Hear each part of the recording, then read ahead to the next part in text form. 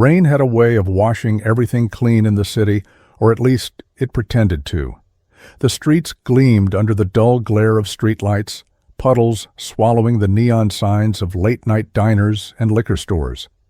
But tonight, the rain couldn't wash away what Calvin Moore saw. Not even the deluge soaking through his ragged coat could cleanse the memory that would haunt him. He crouched beneath the rusted overhang of a fire escape behind the Silver Crown Hotel, shivering despite the damp, heavy air. The blanket wrapped around his shoulders was nothing more than an old curtain he had stolen from a dumpster, but it offered some comfort, some semblance of human warmth. Calvin had learned long ago that luck in nights like this came in fleeting moments: a dry spot, a bottle of water left in a bin, a passing stranger's pity, the smell of wet asphalt mixed with exhaust fumes and the faint rot of nearby dumpsters. He breathed it in, his lungs aching with the sharp bite of cold.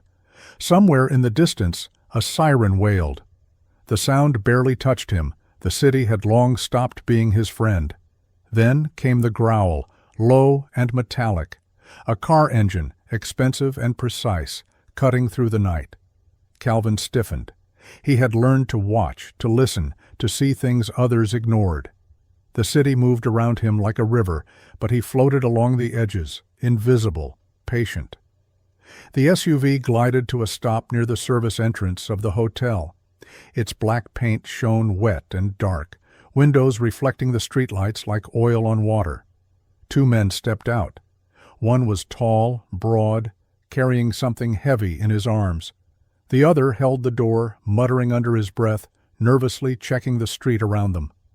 Calvin's eyes widened as the light hit what they were carrying. A body. It was draped awkwardly, limbs dangling, head lolling to one side. Calvin's stomach churned.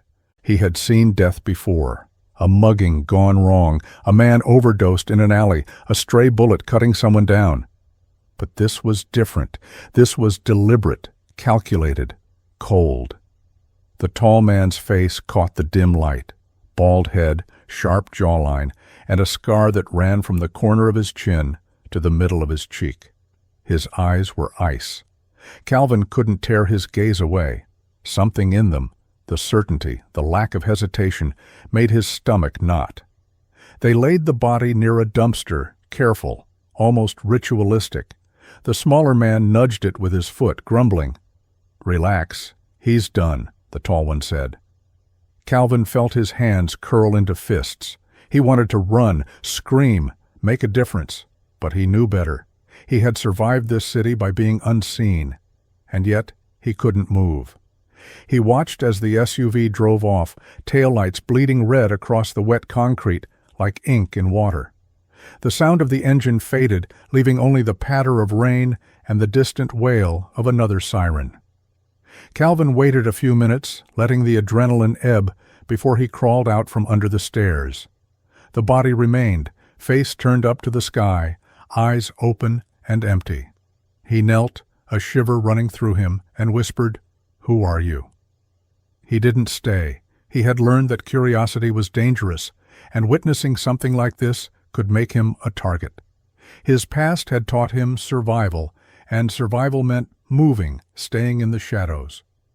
By the time the first patrol cars arrived, Calvin had already melted into the wet streets, rain soaking his clothes, heart hammering. He didn't look back. He never did. He walked until he reached the old overpass by the bus station, the place he called home. The metal beams overhead groaned with the weight of the storm. He sat on a flattened piece of cardboard, letting the water run off him, trying to steady his breath. Around him, other shadows moved, ghosts of the city, barely alive, barely seen. Some he knew, some he didn't. They murmured to each other, cursed the rain, fought over scraps. Troy, a thin kid with too much energy for the streets, approached, dragging a shopping cart filled with whatever he could find. "Damn, it's pouring," Troy muttered, shaking his hood. "You find anything tonight?" Calvin's mouth went dry. I saw something," he said carefully. Troy's eyes lit up with a mix of curiosity and fear.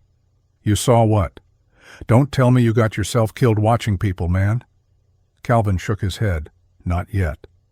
The words tasted bitter.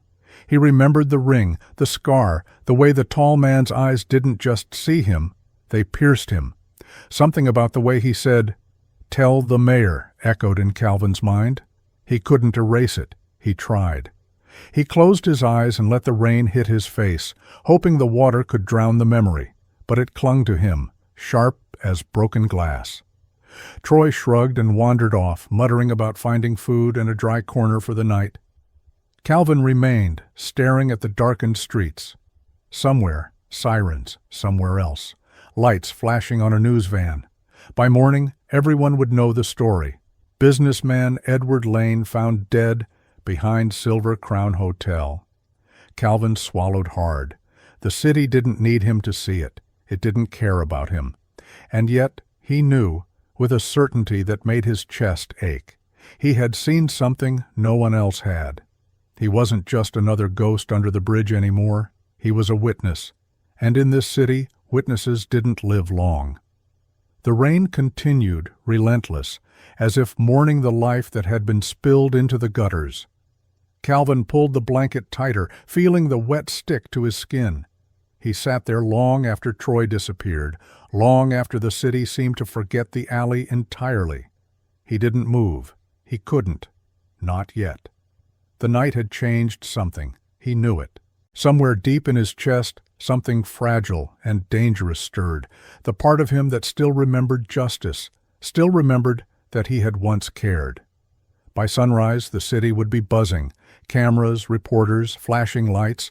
Police would comb every corner, and Calvin Moore would be left with a choice: stay silent, as he always had, or step into the storm he had been hiding from all these years.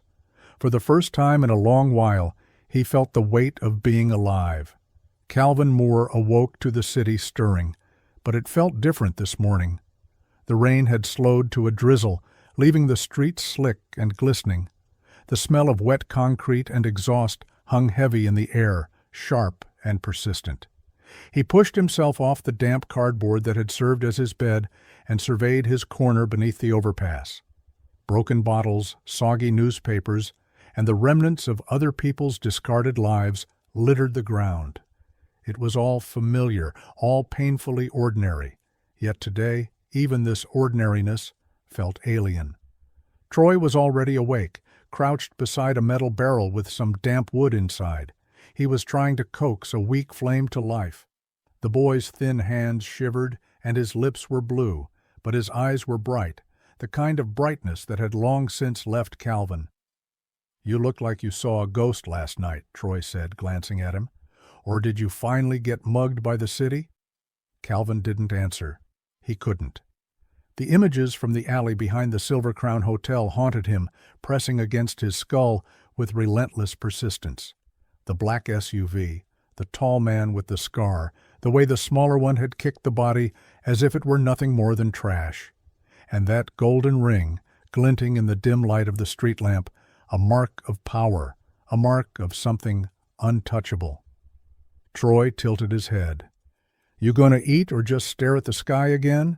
Calvin shook his head, forcing a bitter laugh. "Nothing's for free today. We'll have to make do." He rummaged through the shopping cart Troy had pushed closer to their corner, pulling out a soggy loaf of bread, a few wilted apples, and a half-empty bottle of water.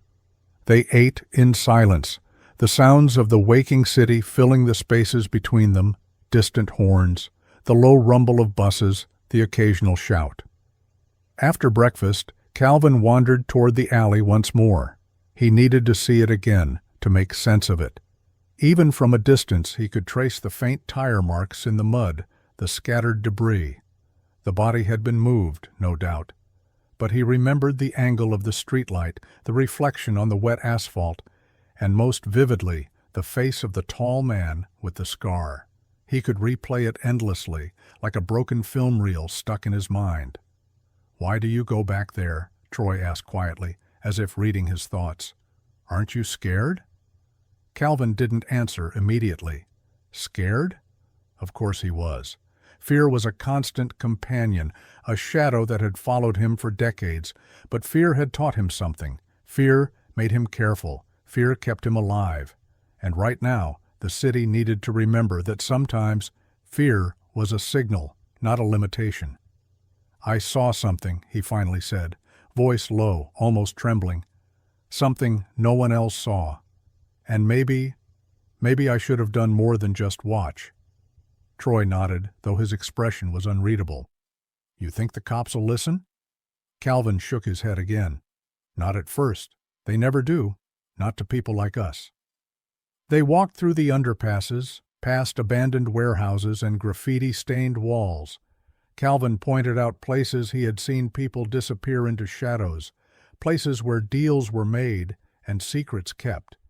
The city was a labyrinth of forgotten corners, a place that moved without mercy, swallowing the weak and leaving no trace behind. He knew every nook, every hidden path, every space where someone could vanish and never be found. As they passed a broken storefront, Calvin paused. He crouched and picked up a small piece of metal, rusty and sharp-edged, that had been discarded in the puddles. He turned it over in his hand. It reminded him of something he used to teach his students, that every object, no matter how small or overlooked, had a story. This city, these streets, these lives, all of them were stories, stories that most people refused to read. Troy watched him, sensing the weight in his words. "You're like a shadow detective or something," he muttered. Calvin chuckled, a hollow sound. "Maybe. Or maybe just a man who's seen too much."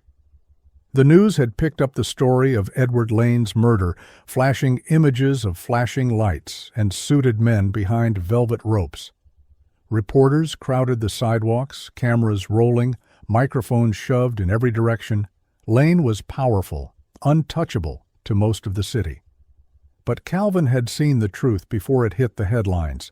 He had seen the small details that no one else noticed, the way the blood hadn't fully dried, the way the tire tracks didn't match any registered vehicle in the police database, the whispered command to tell the mayor.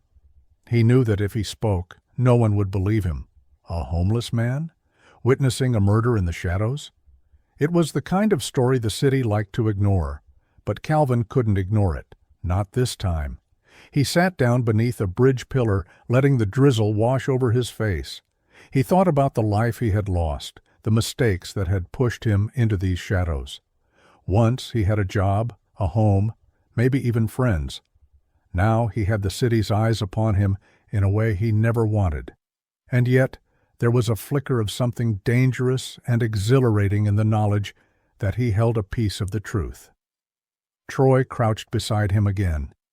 "You gonna tell someone?" Calvin's jaw tightened. "I don't know. Maybe I have to. Maybe someone has to see what I saw." The city hummed around them, indifferent. Cars roared past, the distant wail of sirens a constant reminder of the life that carried on above them. Yet beneath the bridge, in the forgotten corners of the city, a small man with a torn coat and haunted eyes made a decision. He would not be invisible anymore, not if he could help it. And for the first time in years, Calvin Moore felt the weight of responsibility settle on his shoulders, like a physical thing, heavy, cold, and undeniable. Detective Ryan Cole didn't like mornings, not the way the city roared to life after a long, wet night. The streets were slick, the air sharp with exhaust and rain-soaked asphalt, and already his inbox was full of demands from superiors. Edward Lane was dead, and the city wanted answers. Fast. Cole strode into the precinct, tie loose, sleeves rolled up, the weight of too many unsolved cases pressing down on him. He had seen a lot in his years: murders, robberies, the slow decay of neighborhoods, and the quiet suffering of people no one else noticed. But this one felt different. Lane was powerful, connected, untouchable to most, and now he was gone. "Detective Cole," Sergeant Dana Brooks said, her voice sharp, slicing through the haze of his thoughts, "we need results. The mayor wants suspects, names, anything, and don't waste time on street rumors." Cole grunted. "Street rumors are usually where the truth hides." Dana rolled her eyes. "Not this time. People like him don't matter. It's a rich man's murder, not some drunk under the bridge. The words stuck in Cole's chest, heavier than the badge on his lapel. He didn't reply. He had learned long ago that arguing with Dana Brooks was a pointless exercise. That evening, when most of the city was busy forgetting the rain-soaked night, Calvin Moore walked into the precinct. His coat hung in tatters, his hair matted with damp, but his eyes were sharp, unyielding. Cole noticed him immediately. Something about the way he moved, deliberate, careful, watching, reminded him of a man who had seen more than he should. I saw something last night, Calvin said, voice low but steady. Behind the Silver Crown. I saw the men who killed Edward Lane. Dana stepped forward, lips tight. Oh, come on. You expect me to take you seriously? A homeless guy comes waltzing in with a story about murder? Calvin didn't flinch. He had faced disbelief before. I'm telling the truth. I know what I saw. Cole studied him. He noticed the calm certainty, the detail in his description, the scar, the black SUV, the ring. Most people couldn't recall these details without prompting. Calvin had them ready. Sit down, Cole said quietly. Tell me everything. Calvin hesitated, then nodded. He described the alley, the rain, the SUV's engine, the two men, the body. He spoke of small details, the angle of the streetlight, the position of the body, even the words spoken. Dana crossed her arms, skeptical. You expect this to hold up? You're a nobody. Cole shook his head, thinking of the city beneath him, of the forgotten corners where shadows swallowed truths. Sometimes a nobody sees more than the so-called somebodies, he muttered. Calvin left the precinct later that night, unsure if Cole would do anything with what he had said. On the way back to the overpass, he noticed Troy waiting, eyes wide. You think they'll listen? Troy asked. Calvin shrugged, the damp rain running down his cheeks. Maybe, maybe not. But I had to say it. I can't stay silent. That night, under the weak glow of a street lamp, Calvin Moore realized that for the first time in years, his voice might matter. But he also understood the risk. Witnesses didn't last long in this city, especially ones who weren't supposed to be seen. And somewhere deep in the shadows, the tall man with the scar watched too. Calvin Moore's footsteps echoed faintly against the wet concrete as he made his way back under the overpass. The drizzle had slowed to a mist, coating his hair and clothes with a chill that seeped into his bones. He stopped near a rusted pillar, hands tucked into his sleeves, and allowed himself a rare moment of reflection. He had not always been invisible, had not always been a man walking through the city as if it were a ghost town, meant only for the lost. Once he had a life, a home, a family that reminded him of warmth.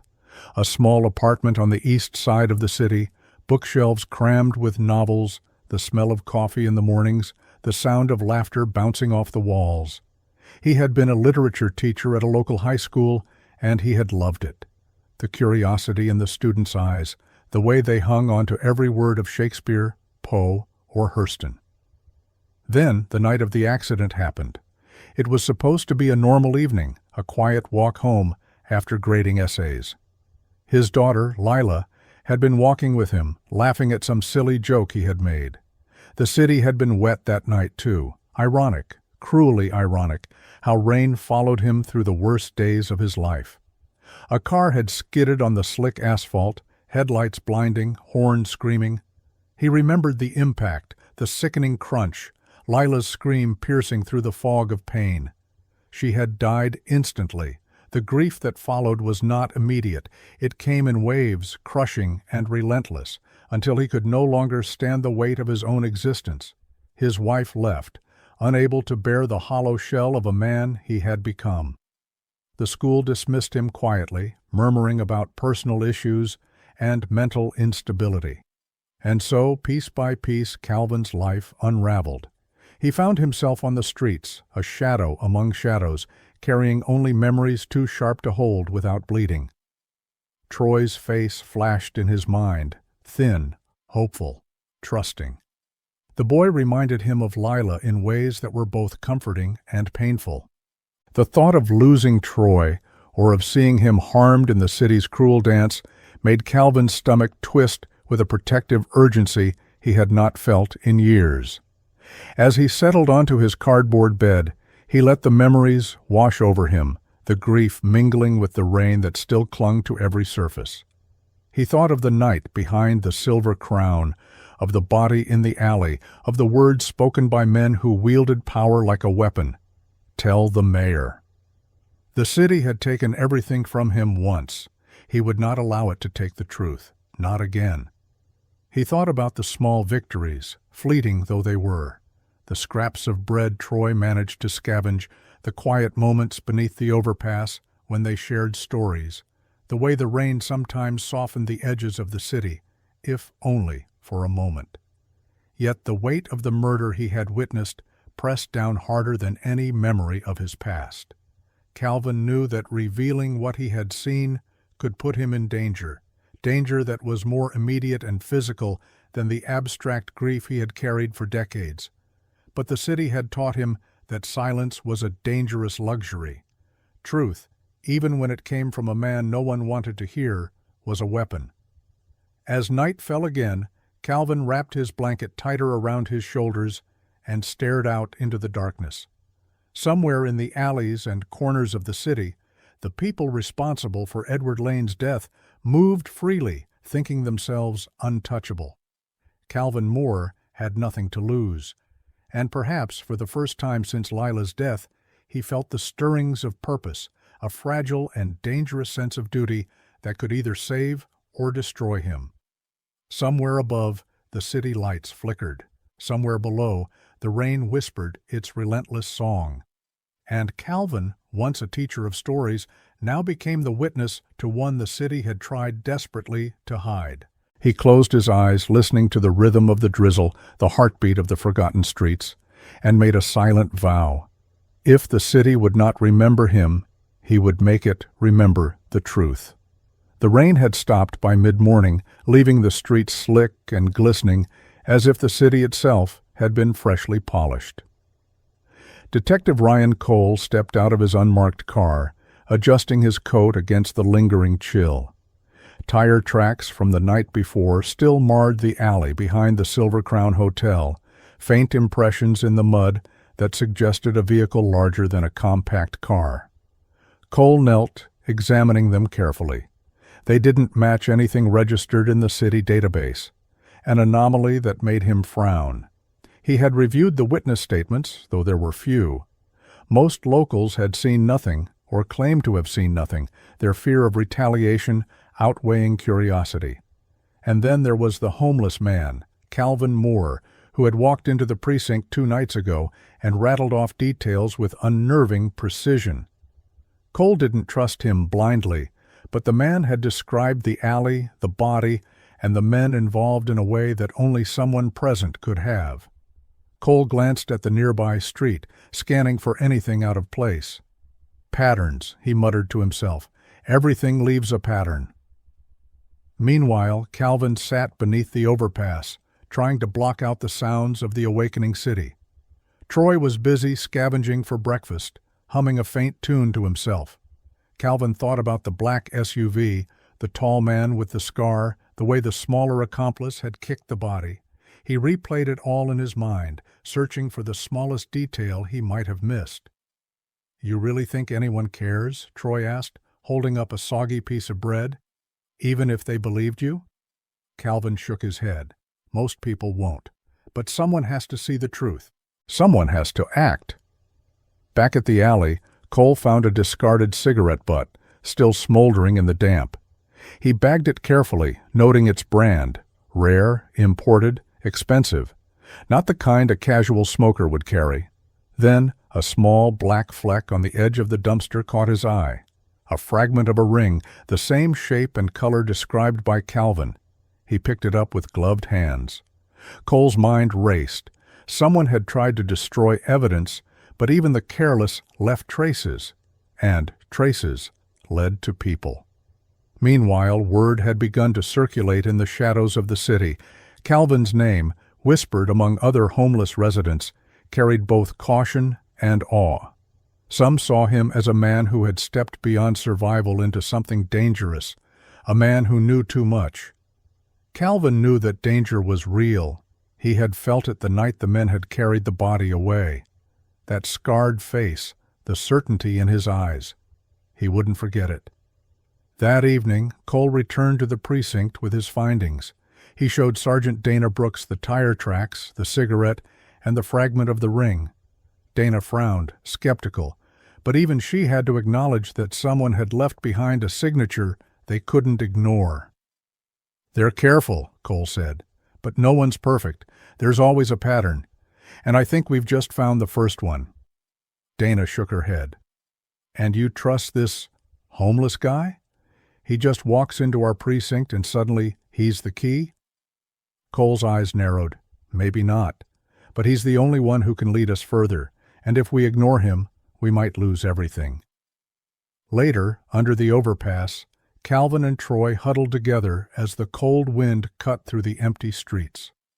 Calvin recounted everything once more, speaking quietly, deliberately. He traced the men's movements, remembered the muffled voices, even the small phrases whispered between the two.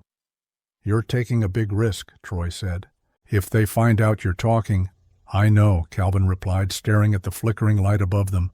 "But I've survived worse, and I can't walk away now, not when I saw it." Above them, the city lights glimmered, indifferent. Somewhere, the men who carried Edward Lane's body moved freely, believing themselves untouchable. Calvin Moore felt the weight of responsibility like a stone pressing into his chest. Every decision now had consequences, for him, for Troy, for the truth. And somewhere in the distance, the first police siren pierced the evening air, a reminder that the city never truly slept, and that the hunt for truth had only just begun. Calvin Moore had learned to move like a shadow. Every step under the overpass, every glance at the flickering lights, reminded him that the city watched even when he thought it didn't.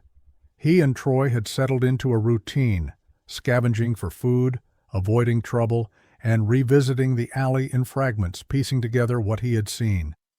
But that morning, something was different. The streets felt quieter, too quiet.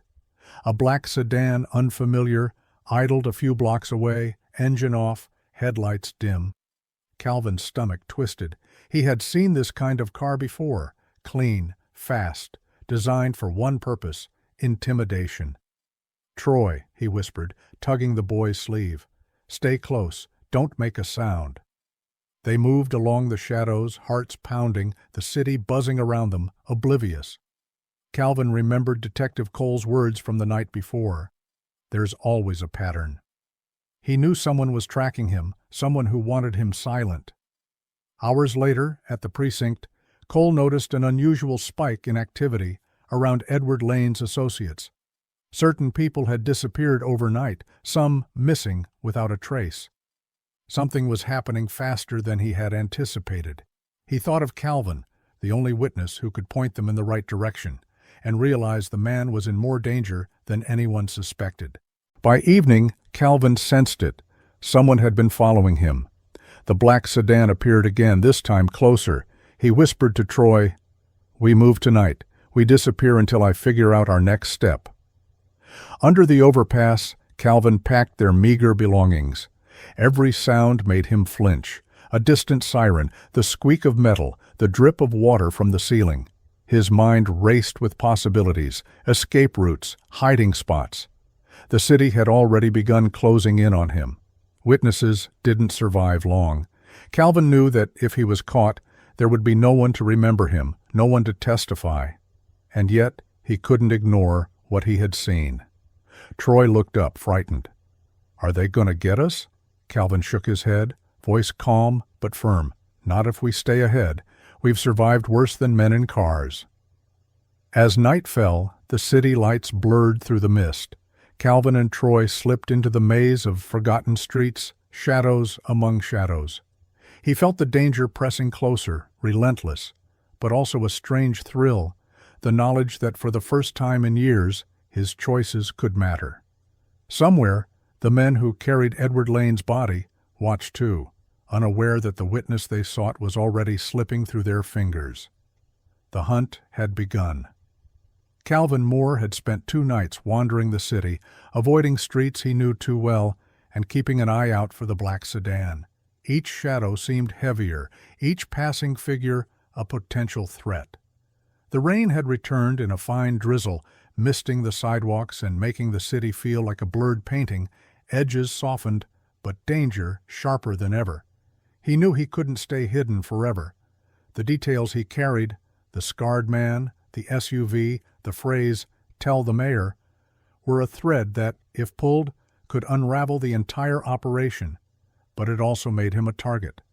By late evening, Calvin made a decision. He would cross the line he had avoided for years.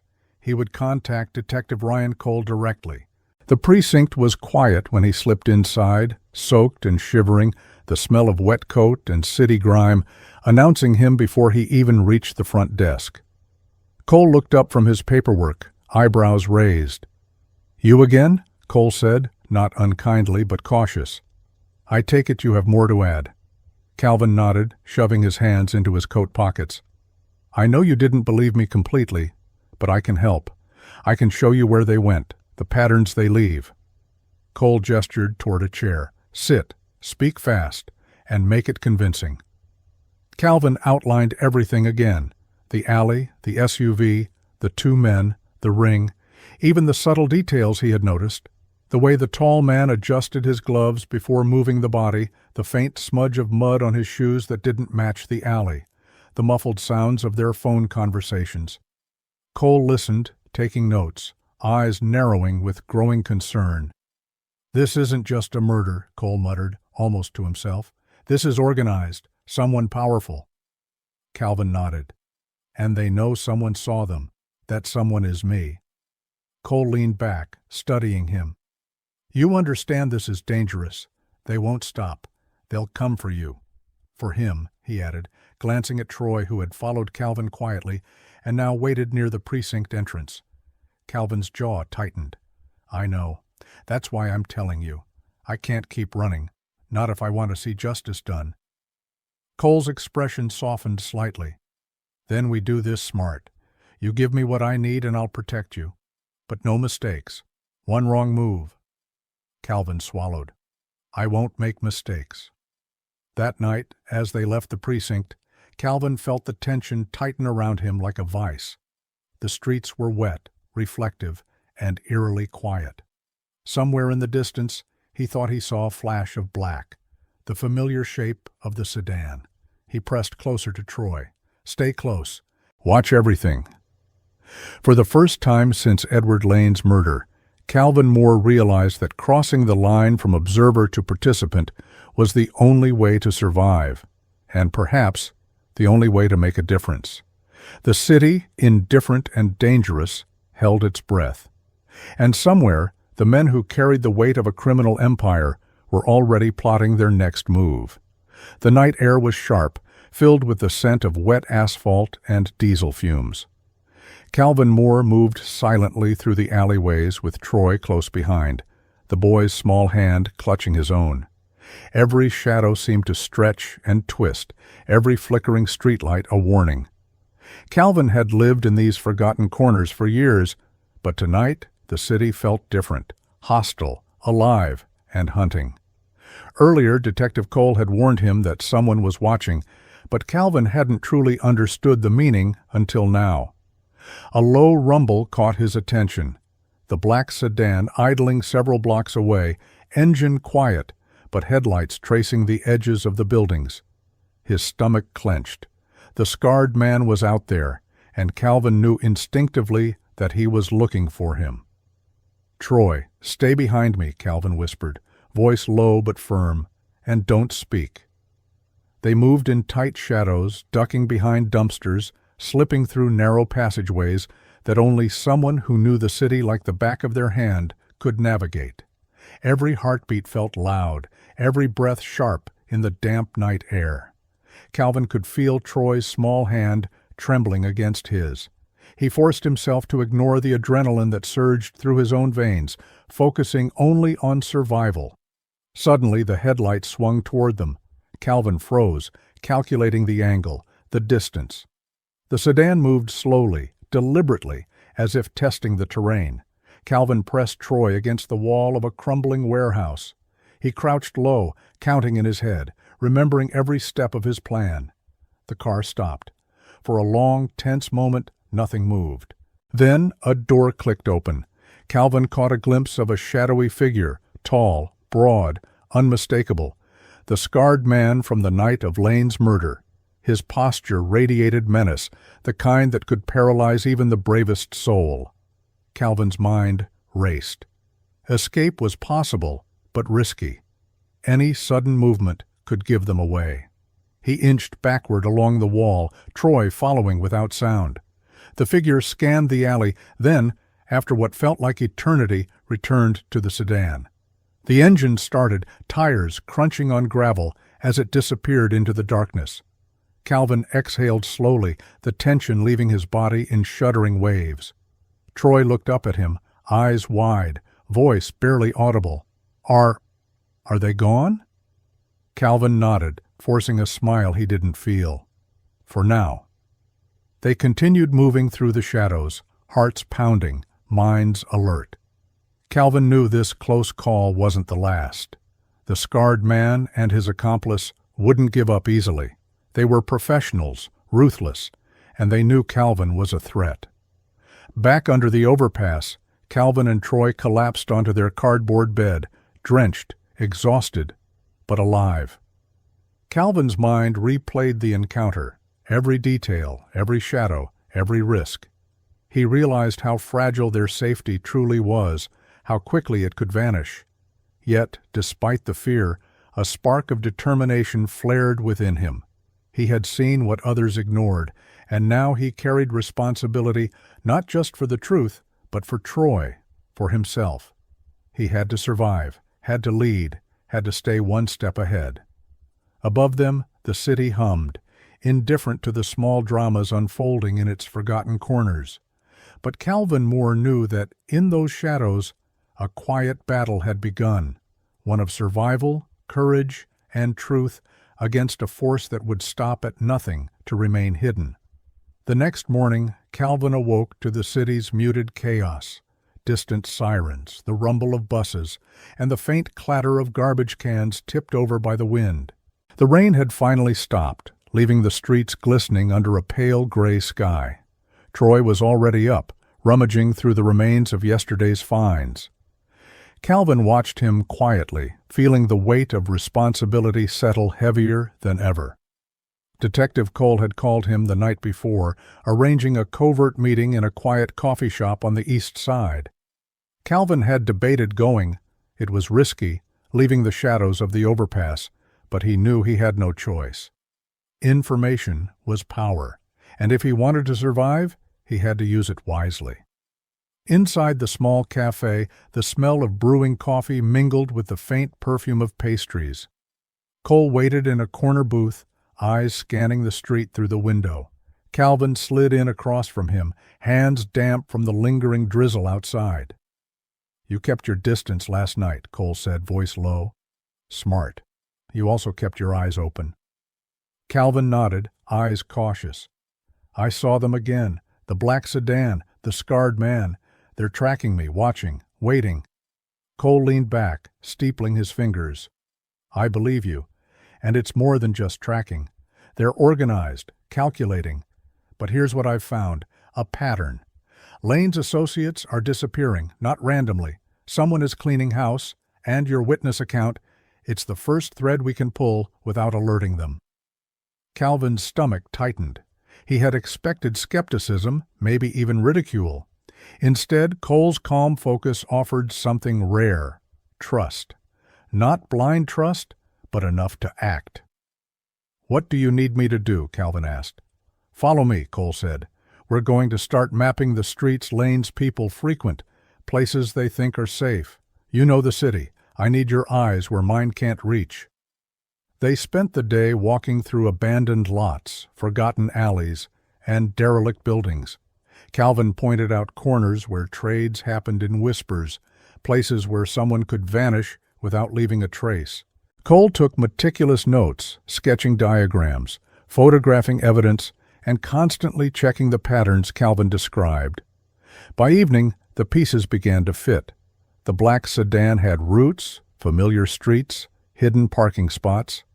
The scarred man and his accomplice were careful, but even the careful left traces. Calvin realized the danger wasn't just physical anymore. Every move he made, every piece of information he shared, risked exposure. He and Troy had become chess pieces in a game controlled by unseen hands, and the rules were deadly simple. One wrong step, and it would end badly. As they left the last alley, Calvin glanced over his shoulder. He felt the familiar gaze of the city's predators, though he saw no one. That instinct, honed over years of survival, told him he was being watched. Cole's voice broke through his thoughts. "You did well today, but understand this. They'll escalate. They know someone knows, and they will come for you if we're not careful." Calvin nodded silently, stomach knotting with the weight of it. He had survived rain, hunger, and grief. Now he had to survive calculated danger, the kind that moved silently through the streets, dressed in suits or leather, and left death in its wake. As night fell, Calvin and Troy returned to the overpass, shadows among shadows, carrying the knowledge that a thread had been found. Pull it too hard, and it might unravel the entire city's dark tapestry. Pull it too lightly, and justice would slip away.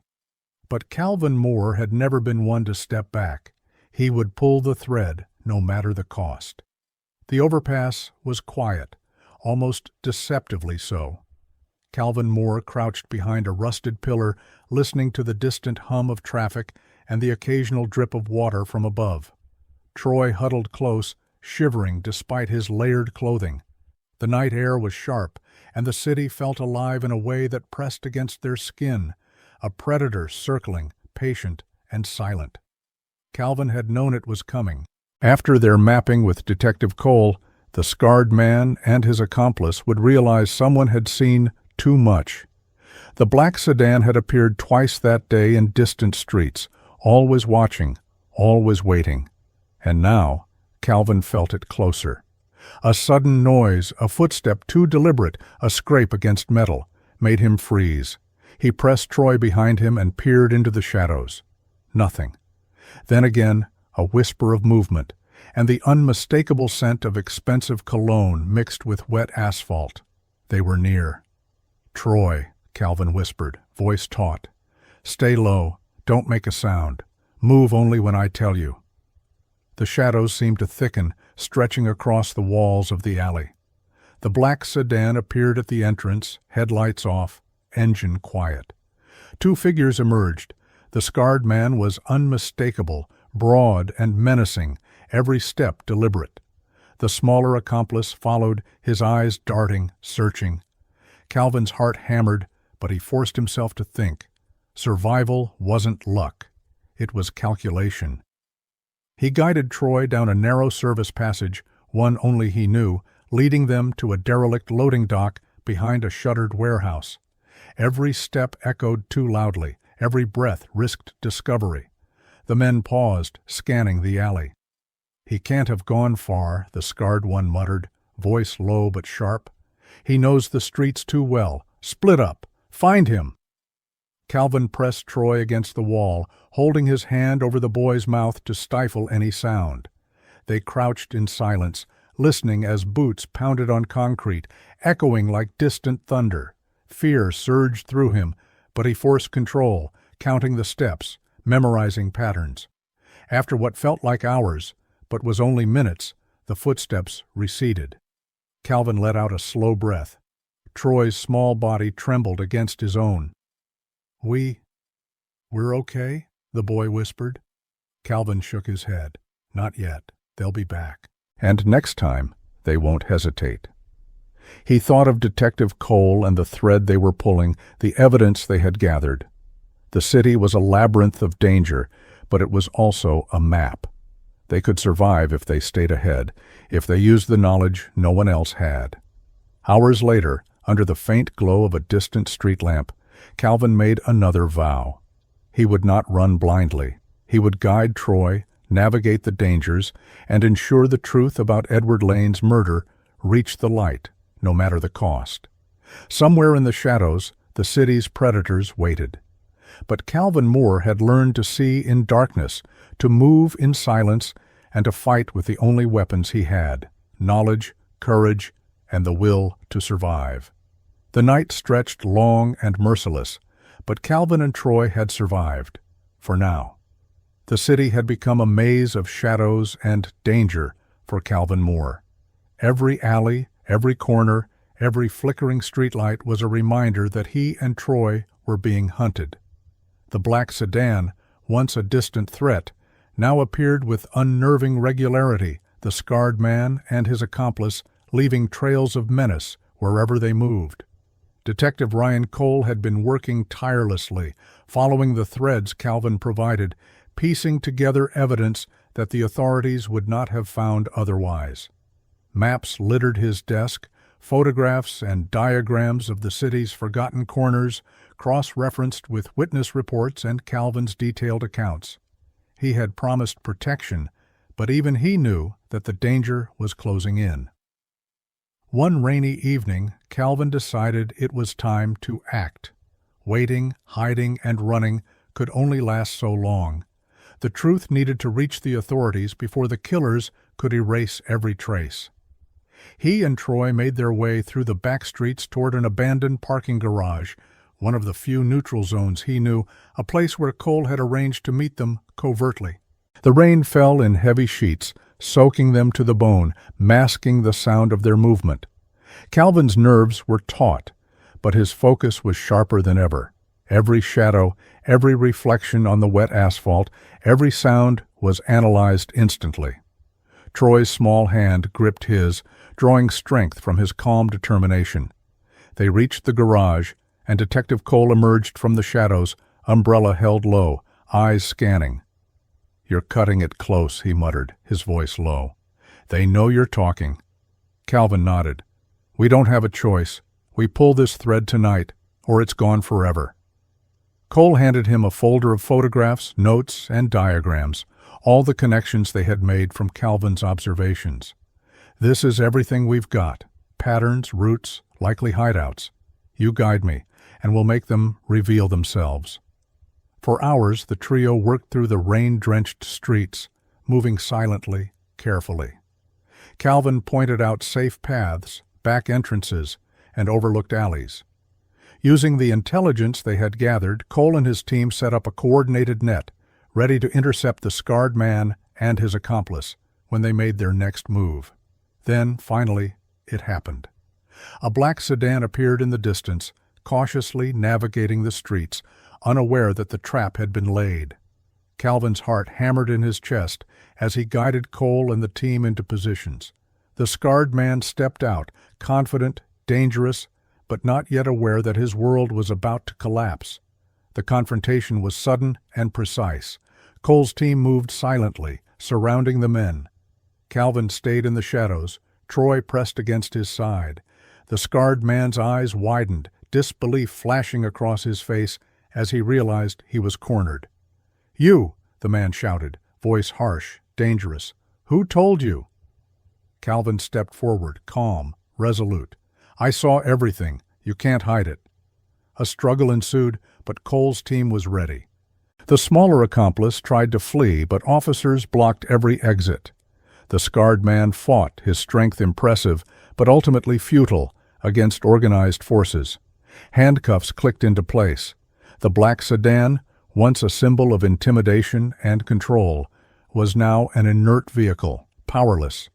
Calvin exhaled, the tension leaving him in waves. Troy hugged his side, whispering, "We did it." Cole approached, eyes scanning the scene, then resting on Calvin. "You did it," he said quietly. "You kept calm, focused, and your knowledge saved lives tonight.